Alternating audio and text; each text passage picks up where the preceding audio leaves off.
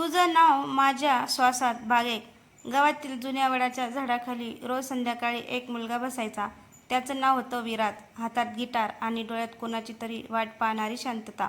एक दिवस तिथे अन्वी आली. ती शहरातून नुकतीच गावात राहायला आली होती.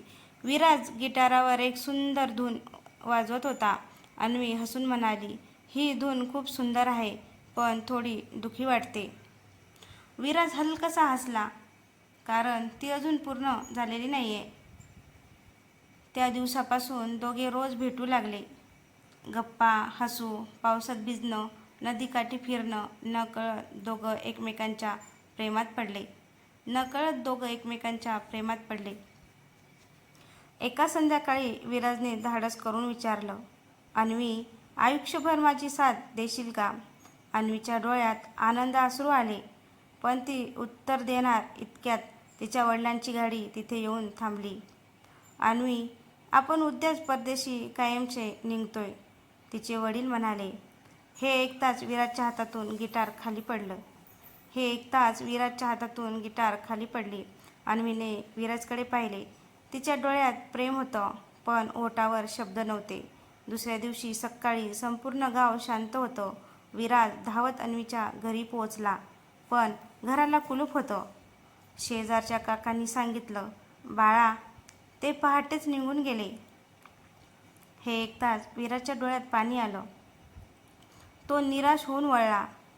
तेवढ्यात त्याच्या नजरेसह वडाच्या झाडाजवळ एक छोटासा पांढरा लिफाफा दिसला. त्यावर लिहिलं होतं फक्त विराजसाठी. थरथरत्या हाताने त्याने पत्र उघडलं. विराज, मला तुझ्यावर मनापासून प्रेम आहे, पण बाबाच्या निर्णयाविरुद्ध मी जाऊ शकत नाही. जर आपल्या प्रेमात खरंच ताकद असेल तर एक दिवस नशीब आपल्याला पुन्हा भेटवेल. तोपर्यंत माझी वाट पाहशील का? तुझीच अन्वी. पत्र वाचून विराजच्या डोळ्यात अश्रू आले. त्याने आकाशाकडे पाहिले आणि मनाशी एकच वचन दिलं, तुझी वाट मी आयुष्यभर पाहीन. 5 वर्षे लोटली. एक दिवस विराजला शहरात एका मोठ्या संगीत कार्यक्रमात गाण्याची संधी मिळाली. तो स्टेजवर गाणं गात असताना पहिल्याच रांगेत बसलेला एक परिचित चेहरा पाहून त्याचा आवाज क्षणभर थांबला. ती अन्वीच होती. तिच्या डोळ्यातही अश्रू होते, पण तिच्या गळ्यात मंगळसूत्र दिसत होतं. स्टेजवरील प्रकाश विराजच्या चेहऱ्यावर पडत होता. हजारो प्रेक्षक टाळ्या वाजवत होते, पण विराजचं लक्ष फक्त एका चेहऱ्याकडे होतं. पहिल्या रांगेत बसलेली अन्वी. 5 वर्षांनंतर ती त्याच्या समोर होती. विराजच्या हातातला मायक्रोफोन थरथरला. क्षणभर त्याला गाणं पुढे म्हणवतच नव्हतं, पण त्याने स्वतःला सावरलं आणि तेच गाणं पूर्ण केलं, जे त्याने अनेक वर्षांपूर्वी वडाच्या झाडाखाली तिच्यासाठी तयार करायला सुरुवात केली होती. गाणं संपताच संपूर्ण सभागृह टाळ्यांच्या कडकडाटाने दणाणून गेला. कार्यक्रम संपल्यानंतर विराज बॅकस्टेजमध्ये आला. त्याचवेळी मागून एक ओळखीचा आवाज आला. विराज, तो वळला. समोर अन्वी उभी होती. दोघेही काही क्षण एकमेकांकडे पाहत राहिले. 5 वर्षाचं अंतर त्या एका नजरेत विरघळून गेलं. कशी आहेस? विराजने हळू आवाजात विचारलं. ठीक आहे, अन्वी म्हणाली. आणि तू? तुझ्याशिवाय जगायला शिकलो, पण तुला विसरायला नाही. हे ऐकून अन्वीच्या डोळ्यात पाणी आलं. दोघं जवळच्या कॅफेमध्ये जाऊन बसले. गप्पा सुरू झाल्या. जुन्या आठवणी, गाव, वडाचं झाड, पावसातले दिवस, सगळं पुन्हा जिवंत झालं. विराजची नजर पुन्हा तिच्या गळ्यातील मंगळसूत्रावर गेली. त्याने धाडस करून विचारलं, तुझं लग्न झालं? अन्वी काही क्षण शांत राहिली. तिने मंगळसूत्र हातात घेतलं आणि म्हणाली, हे दिसतं तसं नाही. विराज गोंधळला. अन्वी हळू आवाजात म्हणाली, बाबांना अचानक हृदयविकाराचा झटका आला होता. त्यांच्या शेवटच्या इच्छेसाठी मला एका मुलाशी साखरपुडा करावा लागला.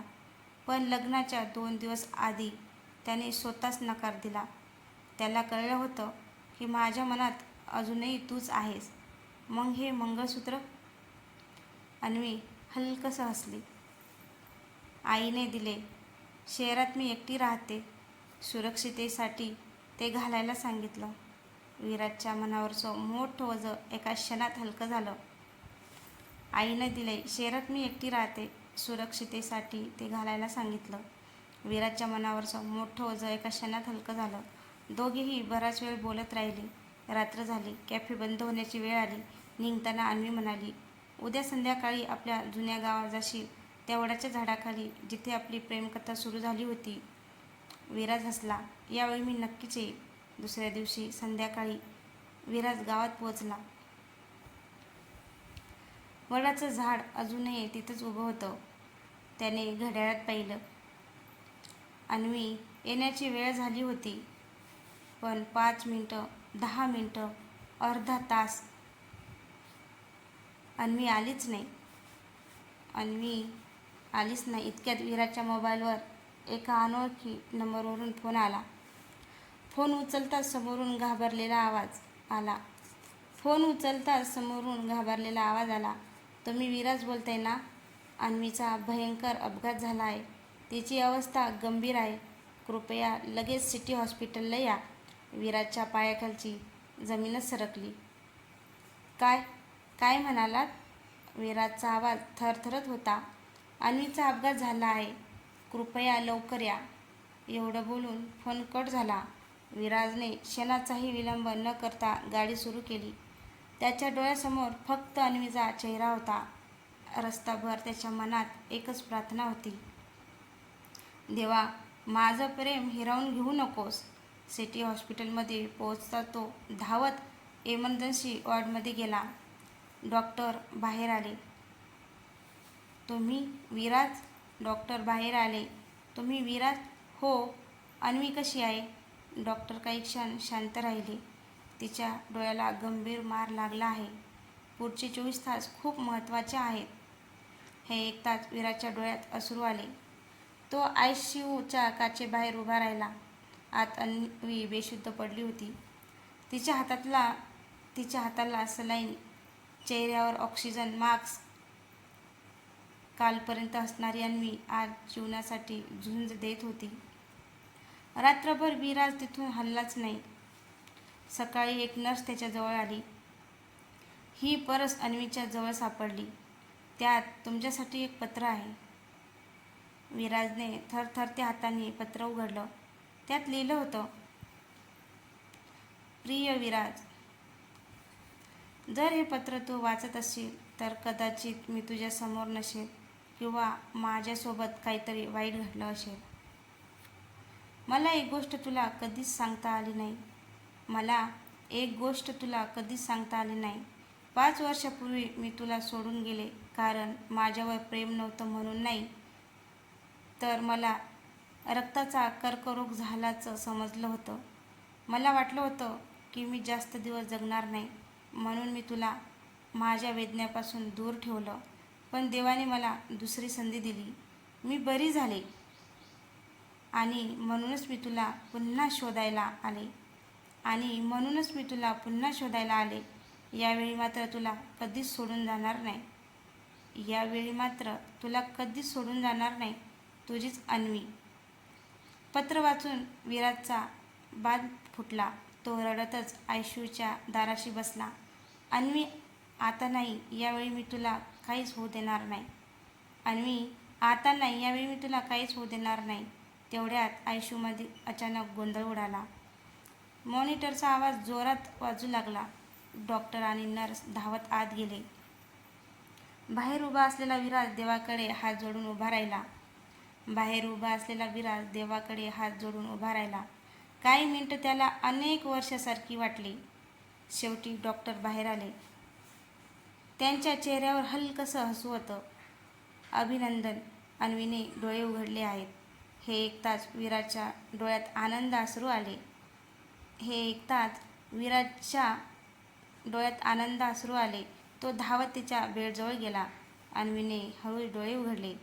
तिने विराजचा हात घट्ट धरला आणि मंद हसत म्हणाली, यावेळी मला सोडून जाऊ नकोस. विराजच्या डोळ्यातून अश्रू वाहू लागले. तो म्हणाला, आता नाही, या जन्मात तर अजिबात नाही. पुढील भागात त्यांच्या प्रेमाची खरी परीक्षा सुरू होईल. तर मित्रांनो, तुम्हाला ही कथा कशी वाटली? कथा आवडल्यास लाईक, कमेंट, शेअर करायला विसरू नका. आणि चॅनलवर नवीन असेल तर चॅनलला सबस्क्राईब करा, जेणेकरून माझी येणारी प्रत्येक कथा तुमच्यापर्यंत पोहोचू शकेल. आणि भाग 2 नक्की पहा. धन्यवाद.